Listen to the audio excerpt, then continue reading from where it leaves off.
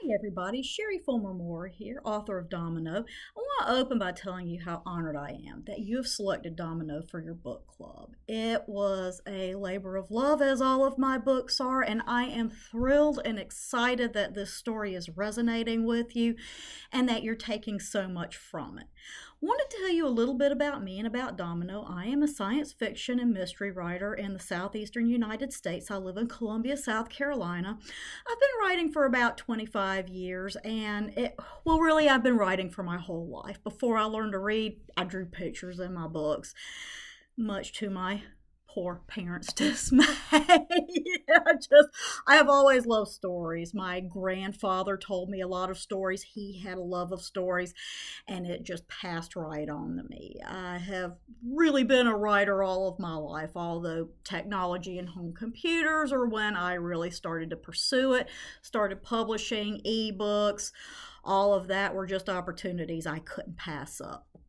Tell you a little bit about Domino. I wrote this book during the COVID pandemic and lockdown. And during that time, and a lot of what both Domino and the Sentience series is based on is my father got sick with lung cancer and passed away, which we have all had experiences with cancer. It is a difficult and heartbreaking journey, especially for the families. And I am close with my parents. My father was really a cornerstone and foundation in my life.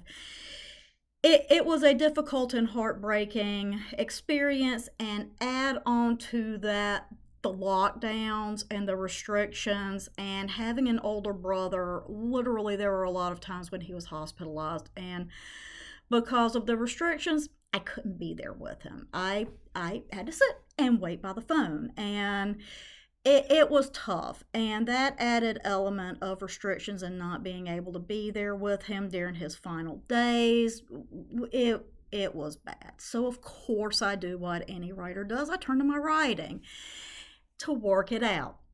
And after his passing, about a year later, my husband had a traumatic brain injury and had to have emergency surgery. So 13 months after I lose my father, I almost lost my husband as well. Now, thank goodness my husband, he came through, he's recovered, but it was a difficult time. And of course, I had to deal with all of the grief and life changes, and being middle-aged, you're already dealing with things like that, wondering about life, what comes next, just, what are you going to do? There's so many questions. There is no GPS for middle age. Let's be honest. The expectations are sky high. And I would say women, but I think that it affects men too. There's so many expectations till it's literally impossible to meet all of them. You fight with constant conflict, taking care of aging parents, jobs, family, home, work, anything else you're involved with, neighborhoods. Just it's always something. And one thing that I found myself gravitating for with this series in particular was I actually during the pandemic started reading some women's fiction just to kind of unwind. Even though I'm a big mystery and sci-fi fan, of course, going through all of that, there were just times when I couldn't deal with the heavy stuff. And I did turn to some women's fiction, and I started thinking, women deal with the heavy issues too. How many of you live a life that's a Hallmark movie? Yeah, maybe for a season, but honestly, no, that's not life. And I think that's why so many women like those movies and books and the romances, because it's an outlet in and of itself. But it occurred to me that there's not a lot out there for women to help and guide them through dealing with these heavier issues. And we do. And they're not a sidebar. We deal with loss. We deal with our loved ones passing away, illness, injury, job problems, family problems, house problems. We have the stress too. And it's not a sidebar. It's not background. This is just as foreground as our relationships are. And I had the idea while writing both Domino, which later turned into the Sentience series as I decided to expand that tale to say,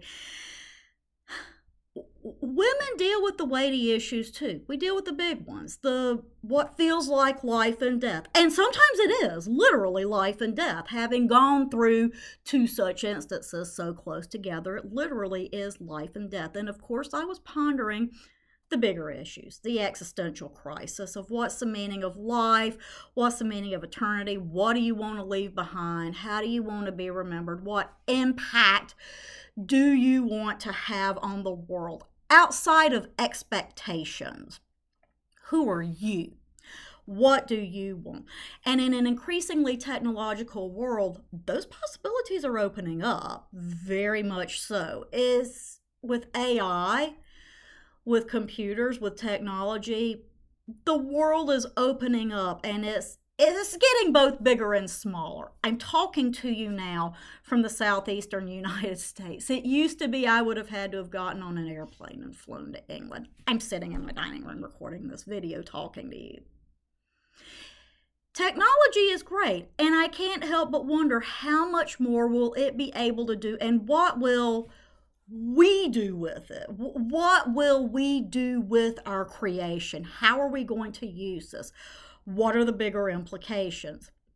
And so Domino came about, of course, while I was dealing with losing my father and my husband's traumatic brain injury. And what if the end's not the end? What if we figure out a way to use technology to blur those lines between life and death? What if we could retain that knowledge, that experience, that wisdom beyond the loss of the physical body? How would that affect not only the person who's lost, but the people left behind, if they could continue to access that? Now, of course, we've all dealt with grief, and we know the real stages, and we know what happens. How would it complicate that process?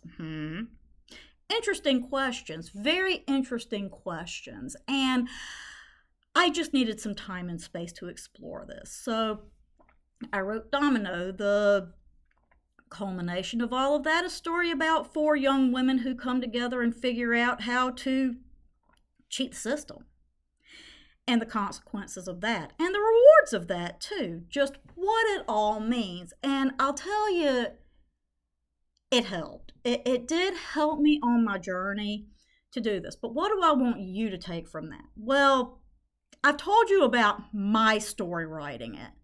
It's published. It's your story now. I want you to read this story and not only enjoy it, but dig within, and what does it mean to you? How does it resonate with you? What's going on in your life? What are you facing? What are you dealing with?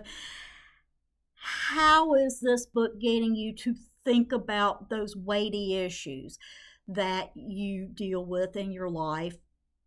Does it help? Have you had some sort of insights? You know, this is your story. I can tell you what I meant when I wrote it, but now it's your story.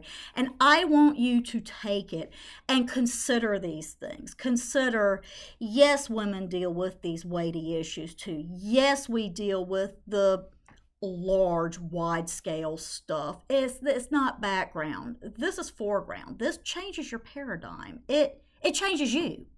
And that's okay. When your reality is broken, how do you pick up the pieces and rebuild it?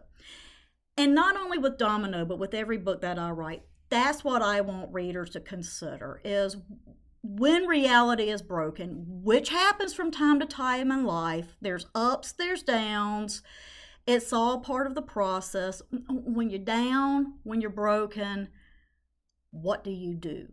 How do you pick up the pieces and move on? How do you decide what you keep and what you throw away? How do you turn into who you are supposed to be on the other side of this? Now, of course, I'm not done. I am still writing, and as a matter of fact, as I mentioned, Domino is book 1 of a 4-novella series, the Sentience series.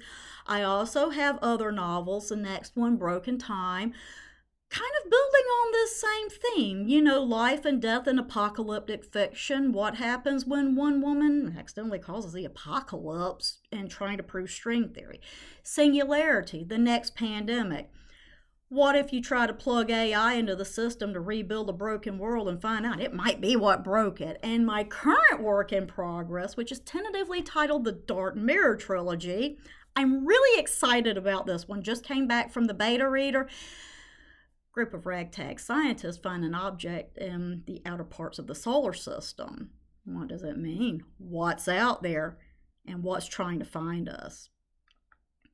So stay tuned. There is more coming. I'm very excited. I'm honored that you have chosen Domino for your book club discussions. I hope that it inspires you and entertains you. I want you to enjoy it. I just want you to get lost in that story and really enjoy it like I get lost in stories and really enjoy them. I love books, and I know you do too. So fellow readers, thank you. I hope that you enjoy Domino and that you'll check out more of my work, and just have a great day.